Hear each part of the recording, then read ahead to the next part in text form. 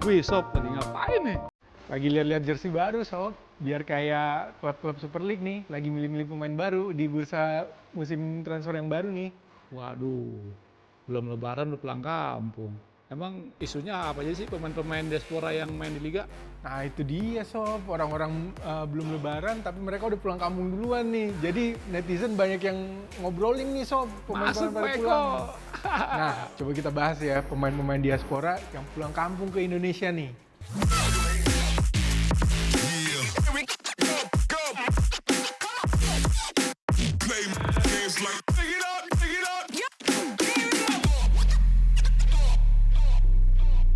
Nah, Sobat Jurnal, di bursa transfer paruh musim ini nih gonjang-ganjing. Gara-gara pemain-pemain diaspora tuh pulang kampung sebelum lebaran ke Indonesia.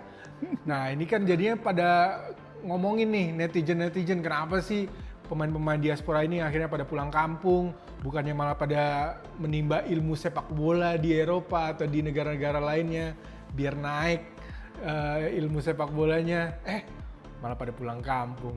Sebenarnya ini sebuah hal yang plus minus sih, ya nggak sob? Ya sih plus minus, tapi ya kan jadi kayak cibiran netizen. Ntar juga ujung-ujungnya balik ke Liga 1, ujung-ujungnya selesai main Liga 1, ya kan berarti kan dari federasinya juga sob harus bisa berbenah juga bagaimana caranya biar pemain diaspora ini yang main di Liga kan harus bisa punya kualitas yang sama dengan pemain yang bermain di Eropa. Itu bagaimana sob? Nah bener tuh sob, memang pemain-pemain diaspora ini pulang ke Indonesia bukan tanpa alasan juga sih, karena mereka di Eropa terutama yang kebanyakan nggak dapet menit bermain yang cukup sama klub-klubnya sob. Mereka kalah bersaing sama pemain-pemain lain di sana. Jadi daripada mereka di sana cuma ikut latihan-latihan doang, nggak beda jauh sama fun football, akhirnya mereka pulang aja ke Indonesia yang kemungkinan besar dapat menit bermain yang lebih banyak, kemungkinan besar juga mereka dapat peran yang penting di dalam tim. Dan jangan lupa sob, Indonesia ini kan netizennya salah satu yang terbesar di dunia, pasti langsung naikin followers mereka juga tuh, jadi banyak endorsan yang masuk sob.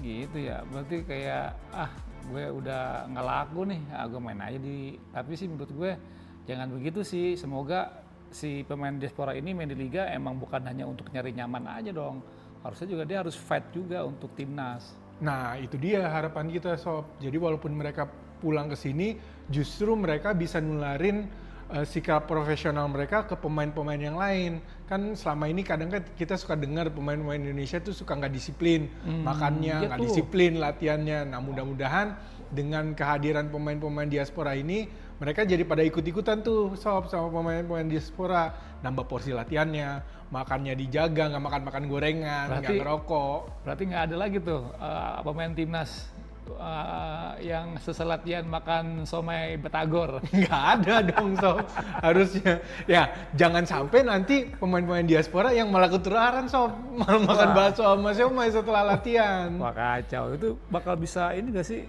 sob, menurunkan kualitas timnas secara langsung? Nah itu sebenarnya tergantung dari individu-individu pemain diaspora ini. Karena kalau kita lihat pemain-pemain diaspora ini kalau cuma ikut latihan-latihan doang di Eropa itu percuma juga sob, karena apalagi pemain-pemain yang posisinya striker, finishing itu kan salah satu hal yang nggak bisa diasah cuma di latihan doang, tapi di pertandingan yang beneran.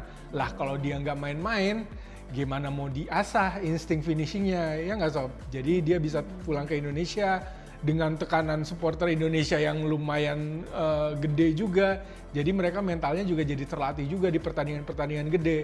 Jadi dia berhasil atau enggak pulang ke Indonesia itu tergantung dari dirinya sendiri lagi sob. Kita nggak fair juga sih sob kalau hanya pemain, berarti kan federasi juga harus berbenah liganya, bagaimana biar kompetitif. Selama ini kan pelatih sebelumnya tuh bilang Liga Indonesia tuh dikit-dikit dikit-dikit berhenti bermain, hanya berapa menit aja, pressing nggak ada, segala macam. Nah itu gimana tuh untuk mengatasi itu?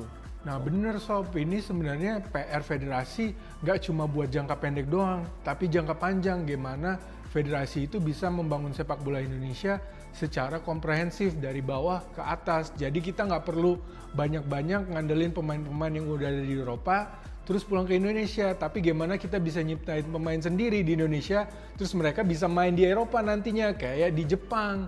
Pemain-pemain Jepang itu kan sekarang targetnya udah nggak cuma main di liga lokal doang, tapi gimana mereka bisa main di Eropa terus main di timnas. Nah bahkan di timnas aja mereka kualitasnya bagus-bagus kan sob. Brazil aja kalah sama mereka. Harapannya Indonesia bisa gitu juga kalau sepak bolanya bisa dibangun dari bawah sob. Nah ini gue baru lihat nih di medsos nih, kayak Mauro siapa tuh namanya? Mauro Zilstra. Iya itu kan pemain muda banget. Iya. Kan harusnya kan dia masih bisa bersaing di Liga Eropa tuh sob.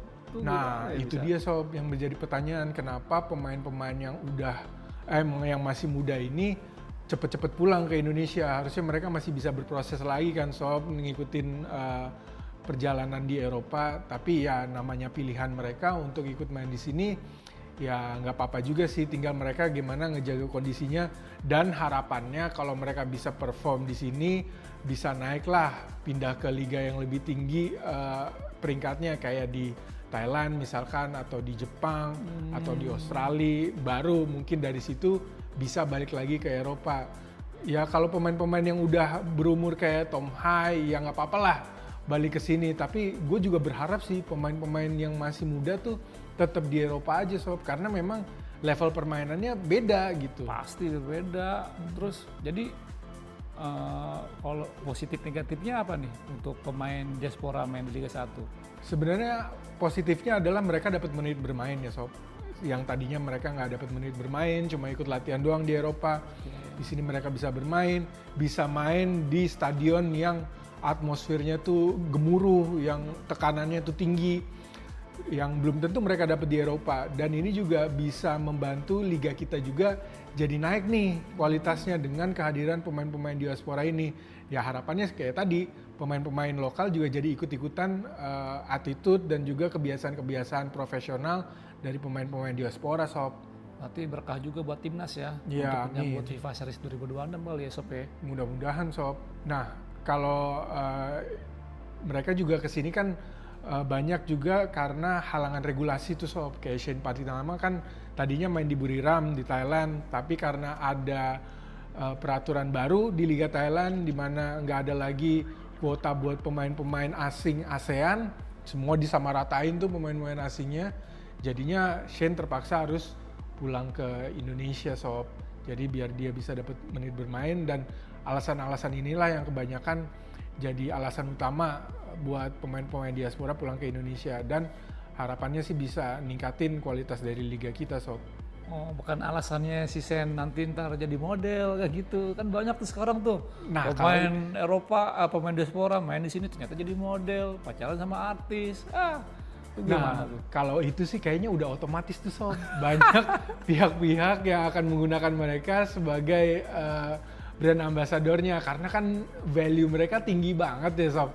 Jadi harapannya sih mereka nggak terdistraksi dari job-job di luar sepak bolanya, sama jangan terdistraksi juga sama kehidupan di luar sepak bola. Mereka tetap bisa istiqomah main di sini. Wah, mantap banget ulasan lu sob. Terus jadi kesimpulannya nih apa nih sob? Kesimpulannya ya pemain-pemain diaspora ini pulang ke Indonesia ada plus minusnya. Yang bisa menjawab hanyalah waktu. Tinggal gimana pemain-pemain ini bisa menjaga kondisi dan menjaga fokus mereka untuk tetap di sepak bola. Nah, kalau menurut netizen sendiri, gimana nih menurut lo pemain-pemain diaspora yang pulang ke Indonesia sebelum Lebaran? Tulis di kolom komen ya, kira-kira gimana pendapat kalian. Dan jangan lupa pantengin terus Jurnal Sport di episode-episode berikutnya. Kita akan bahas hal-hal yang menarik lainnya lagi.